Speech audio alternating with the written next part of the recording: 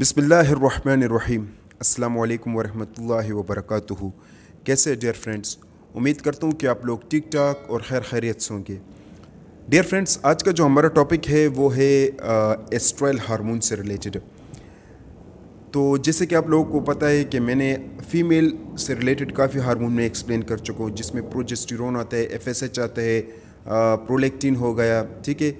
تو یہ میں آلریڈی ایکسپلین کر چکا ہوں، اور بہت کچھ ہارمونس سے ریلیٹڈ بھی میں ویڈیو لیکچر بنا چکا ہوں۔ اگر آپ نے میرے ہارمون سے ریلیٹڈ ویڈیو لیکچر دیکھنے ہیں تو میرے یوٹیوب چینل پر جائے، وہاں پر ہارمون ٹیسٹ لسٹ ہوگا، اس پر آپ کلک کریں تو آپ کو تمام تر ہارمون سے ریلیٹڈ ویڈیو لیکچر مل جائیں گے۔ تو آج کا جو ہمارا ٹاپک ہے وہ ہے ایسٹرائل ہارمون۔ تو میرا نام ہے محمد کامل خان اور آپ دیکھ رہے ہیں میرے یوٹیوب چینل کامی مائکرو بایولوجی۔ چلیے جی ویڈیو کو سٹارٹ کرتے ہیں۔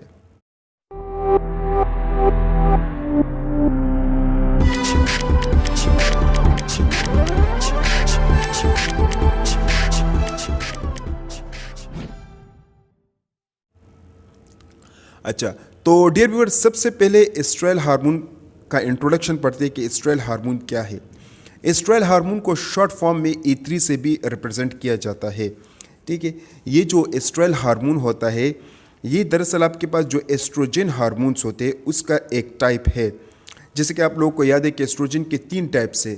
ایک کو ہم کہتے ہیں ایسٹراڈائل، جس کو E1 کہا جاتا ہے، ایک کو ہم کہتے ہیں ایسٹرون، جس کو E2 کہا جاتا ہے، اور ایک جو ہمارے پاس تیسرا ہے وہ ہے ایسٹرائل، جس کو ہم E3 کہتے ہیں، ٹھیک ہے۔ یہ جو ایسٹرائل ہارمونس ہوتا ہے، یہ زیادہ تر آپ کے پاس پریگننٹ وومن میں سیکریٹ ہوتا ہے۔ اس کا لیول زیادہ تر پریگننٹ وومن میں ہوتا ہے، ٹھیک ہے۔ اور پریگننٹ وومن میں جو پلیسنٹا ہوتا ہے وہاں سے یہ سیکریٹ ہوتا ہے۔ اب اس کا لیول پریگننٹ وومن میں کیوں زیادہ آتا ہے؟ وہ یہ وجہ ہوتا ہے کہ پریگننٹ وومن میں چونکہ فیچس ہوتا ہے، فیچس اس کو کہا جاتا ہے، وہ بچہ جو کہ ماں کے پیٹ میں ہوتا ہے اس کو فیچس کہا جاتا ہے، ٹھیک ہے۔ جو پریگننٹ وومن میں جو فیچرس ہوتے ہیں، اس کی ڈیولپمنٹ، اس کی گروتھ اور اس کی ہیلتھ کو مینٹین کرنے کے لیے اس ہارمون کا نکلنا نہایت ضروری ہوتا ہے۔ اس وجہ سے یہ ہارمون پریگننٹ وومن میں بمقابل جو نان پریگننٹ وومن ہے نا، اس میں اس کا لیول، جو پریگننٹ وومن ہوتا ہے اس کا لیول زیادہ ہوتا ہے، ٹھیک ہے۔ اچھا، جو نان پریگننٹ وومن ہوتے ہیں، ٹھیک ہے، اس میں اس کا لیول کم ہوتا ہے۔ اور یہ جو نان پریگننٹ وومن کے جو اووریز ہوتا ہے اور لیورس ہوتا ہے، وہاں سے یہ ہارمون سیکریٹ ہوتا ہے، ٹھیک ہے نا۔ تو ڈیئر ویورس، یہ تھا ایک short introduction related to estriol hormone. اب ہم ذکر کرتے ہیں کہ یہ ہارمون کیوں نکلتا ہے، یعنی اس ہارمون کا مین فنکشن کیا ہے، ٹھیک ہے۔ تو جو فرسٹ فنکشن ہوتا ہے وہ یہ ہوتا ہے کہ پریگننسی کو سپورٹ کرنا۔ جیسے کہ آپ کو پتہ ہے کہ پریگننسی کے دوران فیچرز بنتا ہے، یعنی ایک مطلب ماں کے پیٹ کے اندر ایک بچہ سا بنتا ہے، ٹھیک ہے، جس کو فیچرز کہا جاتا ہے۔ تو جو انوائرمنٹل کنڈیشنز ہوتا ہے تو وہ فیچرز کے لیے نہایت ضروری ہوتا ہے، تو وہ کیا کرتا ہے، ایسٹرائل ہارمون اس کو پرووائڈ کرتا ہے۔ ساتھ میں یہ جو ایسٹرائل ہارمون ہوتا ہے، بیبی کا جو ڈیولپمنٹ پروسیس ہوتا ہے تو اس میں بھی یہ ایک مین رول ادا کرتا ہے۔ تو اوورال جو پریگننسی کا جو پروسیس ہوتا ہے، فیچرز جو ڈیولپمنٹ ہوتے ہیں، تو اس میں یہ ایک مین رول ادا کرتا ہے۔ نیکسٹ، ریپروڈکٹیو سسٹم کے ہیلتھ کو مینٹین کرنا، ٹھیک ہے، جس میں مینسٹرل سائیکل آتا ہے، جو کہ فیمیل کا جو ریپروڈکٹیو آرگن ویجائنا ہو گیا، یوٹرس ہو گیا، تو اس کو برقرار رکھنا، اس کے سائز کو مینٹین رکھنا، تو یہ بھی کون کرتا ہے؟ یہ بھی آپ کے پاس ایسٹرائل ہارمون کرتا ہے، ٹھیک ہے۔ نیکسٹ، بون کو ہیلدی کرنا، یعنی بون کے ہیلتھ سٹیٹس کو مینٹین رکھنا، یہ بھی ایسٹرائل ہارمون کرتا ہے۔ اس کے علاوہ dear viewers, cardio vascular protection, جیسے کہ آپ دوستوں کو یاد ہے، جیسے کہ آپ دوستوں کو پتہ ہے کہ جو کارڈیو ویسکولر پرابلمس ہوتے ہیں وہ زیادہ تر کولیسٹرول اور TG کے لیول جب ہائی ہوتا ہے تو تب کارڈیو ویسکولر پرابلمس ہوتے ہیں۔ لیکن ایسٹرائل ہارمون جب زیادہ سیکریٹ ہوتا ہے تو ہوتا کچھ یوں ہے کہ یہ جو کولیسٹرول اور ٹرائگلیسرائڈ ہوتا ہے اس کے لیول کو کیا کرتے ہیں، خون میں برقرار رکھتا ہے، اور اسی طریقے سے کارڈیو ویسکولر جو رسک ہوتا ہے وہ پھر اس سے پیشنٹ کو پھر بچاتا ہے، ٹھیک ہے۔ تو اٹ مینس کہ کارڈیو ویسکولر کے پرابلمس مطلب اس سے پیشنٹ کو پریونٹ کرتا ہے۔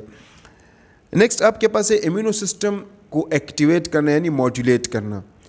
آپ کو پتہ ہے کہ امیونو سسٹمز کیا کرتے ہیں، یہ اگینسٹ بیکٹیریل انفیکشن یا وائرل انفیکشن کے خلاف ایکٹیویٹ ہوتے ہیں، اور ڈفرینٹ قسم کے سائٹوکائنز ہوتے ہیں، وہ جب ایکٹیویٹ ہوتے ہیں تو تب جا کر آپ کے پاس امیون سسٹم ایکٹیویٹ ہو جاتا ہے، ٹھیک ہے.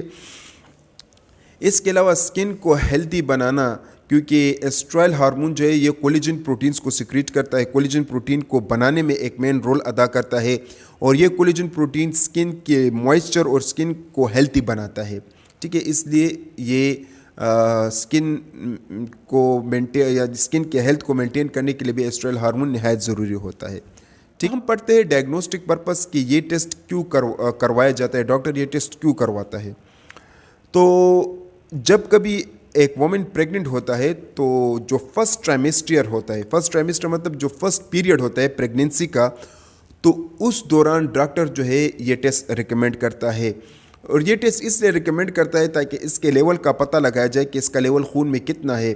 ٹھیک ہے, اور اس سے یہ بھی پتہ چلتا ہے کہ نیورل بانڈ ڈیفیکٹ کو نہیں ہے. اے ایف پی کا لیول جس کو الفا فیٹو پروٹین کہا جاتا ہے, یا ایچ سی جی کا لیول بھی اس سے تھوڑا بہت اس کا بھی اندازہ ہو جاتا ہے کہ اس کا لیول خون میں کتنا ہے.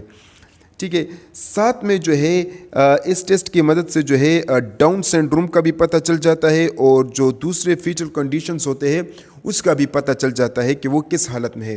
تو اسی وجہ سے جو فرسٹ اسٹیج یعنی فرسٹ پیریڈ جس کو فرسٹ ٹرائمیسٹر کہتے ہیں, تو اس دوران یہ ٹیسٹ ڈاکٹر ریکمینڈ کرتا ہے. نیکسٹ جو ہے ہارمونل ریپلیسمنٹ تھراپی کے لیے بھی یہ ٹیسٹ کیا جاتا ہے کہ جب کبھی ہارمون کا لیول زیادہ آتا ہے تو کچھ میڈیسنز پرووائڈ کیے جاتے ہیں جس سے یہ اندازہ لگایا جاتا ہے کہ وہ میڈیسن کام کر رہا ہے یا نہیں. ٹھیک ہے, اس ایسٹرائل ہارمون کے لیول کو کم کرنے کے لیے, ایسٹرائل یا دوسرے جو ہارمون کے لیول کو برقرار رکھنے کے لیے بھی یہ ٹیسٹ کیا جاتا ہے کہ دیکھا جائے کہ جو میڈیسن پرووائڈ ہے آیا وہ میڈیسن کام کر رہا ہے یعنی ٹریٹمنٹ کی ایفیکیسی کو چیک کرنے کے لیے بھی یہ ٹیسٹ کروایا جاتا ہے. اس کے علاوہ ڈیئر ویورز, اس ٹیسٹ کی مدد سے ہمیں اووریز کے فنکشنز کا بھی پتہ چلتا ہے, کیونکہ اس ٹیسٹ کی مدد سے ہمیں یہ پتہ چلتا ہے کہ اووریز کا سٹیٹس کیا ہے, یعنی اووریز اووا کو پروڈیوس کر رہا ہے, یعنی وہ اپنا فنکشن صحیح طریقے سے پرفارم کر رہا ہے یا نہیں. کیونکہ یہ ہارمون زیادہ سے زیادہ آپ کے پاس فیمیل میں سیکریٹ ہوتا ہے, تو اس لیے اس ٹیسٹ کی مدد سے ہمیں اووریز کے سٹیٹس کا بھی پتہ چلتا ہے. ساتھ میں اس ٹیسٹ کی مدد سے ہمیں اس کے لیول کا پتہ چلتا ہے کہ خون میں اس کا لیول نارمل ہے یا نارمل سے زیادہ ہے یا کم ہے, کیونکہ اس کا لیول خون میں نارمل ہونا چاہیے. پریگننٹ اور نان پریگننٹ اور میل میں ان تینوں میں اس کا نارمل رینج تھوڑا سا ڈفرینٹ ہوتا ہے, وہ میں تھوڑی دیر بعد آپ کو بتاؤں گا. ٹھیک ہے, تو اس کے لیول کو دیکھنے کے لیے بھی ڈاکٹر یہ ٹیسٹ ریکمینڈ کرتا ہے. اب اگر ہم ٹیسٹ پروسیجر پر ذکر کریں کہ ٹیسٹ پروسیجر کیا ہے, یہ کس طریقے سے ٹیسٹ پرفارم کیا جاتا ہے, تو سب سے پہلے ڈاکٹر جو ہے یہ ٹیسٹ ریکمینڈ کرتا ہے اور سائن اینڈ سمپٹمز دیکھ لیتے ہیں. پھر اس کے بعد یہ ٹیسٹ ڈاکٹر ریکمینڈ کرتا ہے. اگر پریگننٹ وومن ہوا تو پھر ڈاکٹر یہ ٹیسٹ ریکمینڈ کرواتا ہے. تو ٹیسٹ کا پروسیجر کچھ ہوئے کہ سب سے پہلے آپ نے کیا کرنا ہے, آپ نے پیشنٹ سے بلڈ لینا ہے جیل ٹیوب یا ریڈ ٹاپ میں. بلڈ لینے کے بعد پھر آپ نے اس کو سینٹریفیوج کرنا ہے تاکہ اس سے سیرم جدا ہو جائے, اور پھر اس سیرم کو ایڈوانس مشین یا جو ایڈوانس کیمسٹری انالائزر فلی آٹومیٹڈ جو مشین ہوتے ہیں اس مشینوں پر اس ٹیسٹ کو رن کیا جاتا ہے. جیسے کہ آپ اپنے کمپیوٹر اسکرین پر دیکھ سکتے ہیں, یہ جو آپ کے پاس مینڈر ہو گیا, میگلومی ہو گیا, سلیکٹرا ہو گیا, آرٹیٹیک مشین ہو گیا, کوباس مشین ہو گئے, تو ان مشینوں پر اس ٹیسٹ کا زیادہ تر رن کیا جاتا ہے. ٹھیک ہے, اس کے علاوہ اس ٹیسٹ کو فائن کیئر مشین ہو گیا, لوفیا ہو گیا, ڈائیگریڈ ہو گئے, یہ وہ مشین ہوتے ہیں جس کو سیمی آٹومیٹڈ مشین بھی کہا جاتا ہے, اور یہ مشین جو ہے ایف آئی اے بیس پر کام کرتے ہیں. تو ان مشینوں پر بھی اس ٹیسٹ کو رن کیا جاتا ہے. ٹھیک ہے, تو یہ تھا آپ کے پاس سمپل ایک پروسیجر. اب ہم آتے ہیں اس کا نارمل رینج. تو یاد رکھیے گا کہ non pregnant women, pregnant women اور جو میل ہوتے ہیں اس میں اس کا نارمل رینج بہت ویری ہوتا ہے, مطلب ڈفرینٹ ہوتا ہے. اب جیسے کہ آپ کو پتہ ہے کہ جب نان پریگننٹ وومن ہوتے ہیں تو اس میں مینسٹرل سائیکلز ہوتا ہے, تو اس دوران اس کا لیول میں رد و بدل آتا ہے. یہاں سے یہ بات ثابت ہوتی ہے کہ جب کبھی آپ یہ ٹیسٹ کرواتے ہیں فیمیل میں تو ہسٹری لینا لازمی ہے.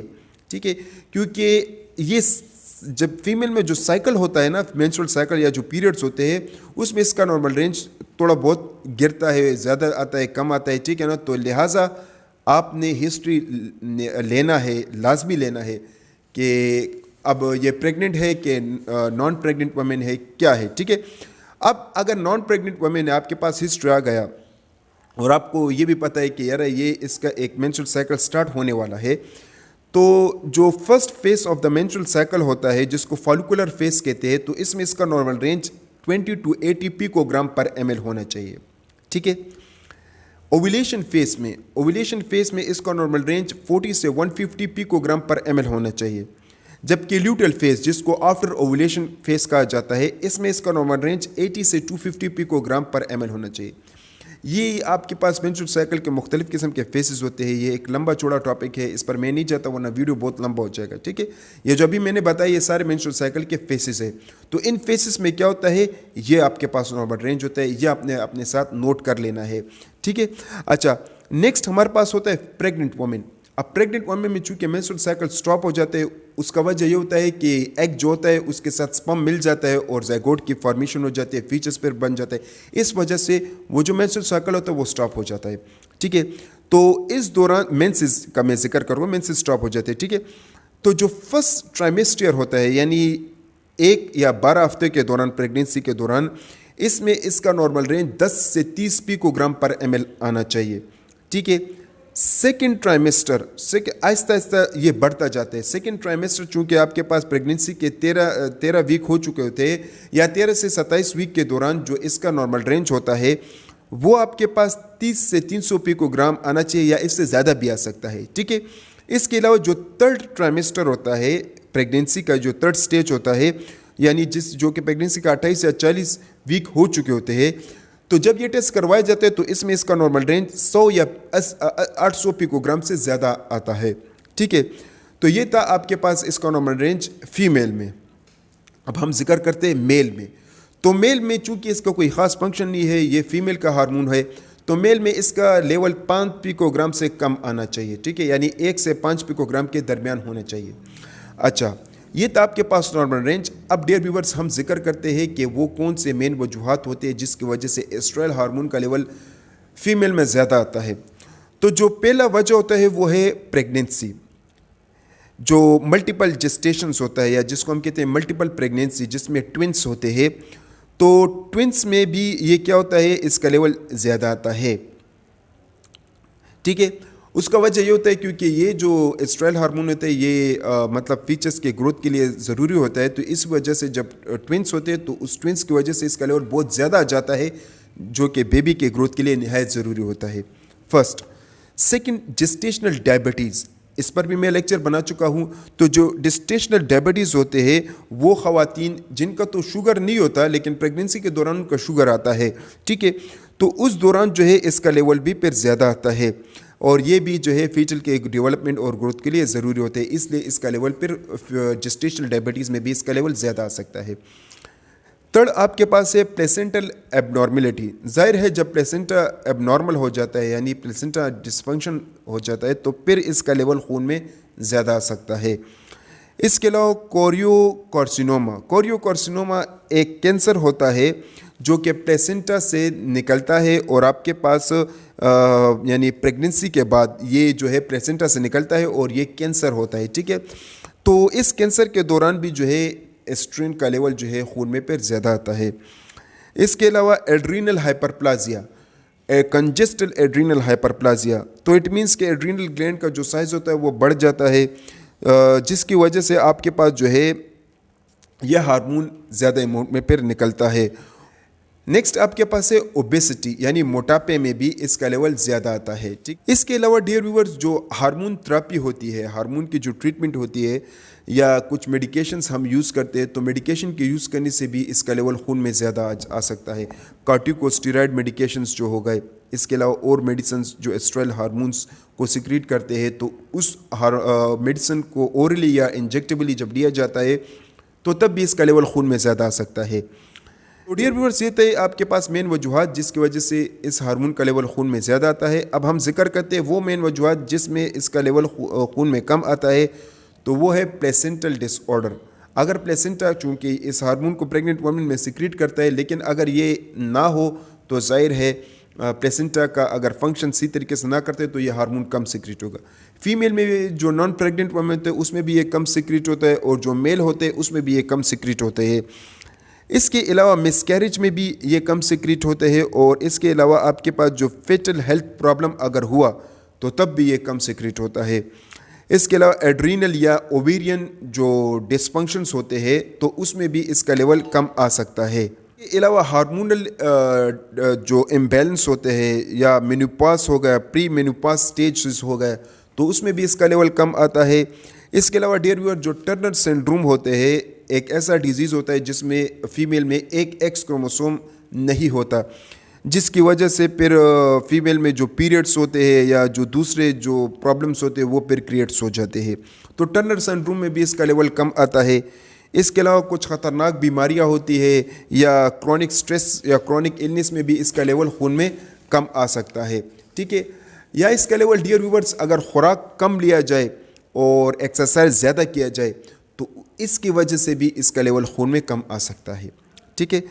فرینڈز، یہ تھا آپ کے پاس کہ اسٹرائل ہارمون زیادہ اور کم کیوں سیکریٹ ہوتا ہے بلڈ میں، تو this is all about the estriol hormone. بہت بہت شکریہ ویڈیو دیکھنے کا۔ اگر ویڈیو پسند ہے تو اس کو لائک کیجیے گا، شیئر کیجیے گا اور چینل کو سبسکرائب کیجیے گا۔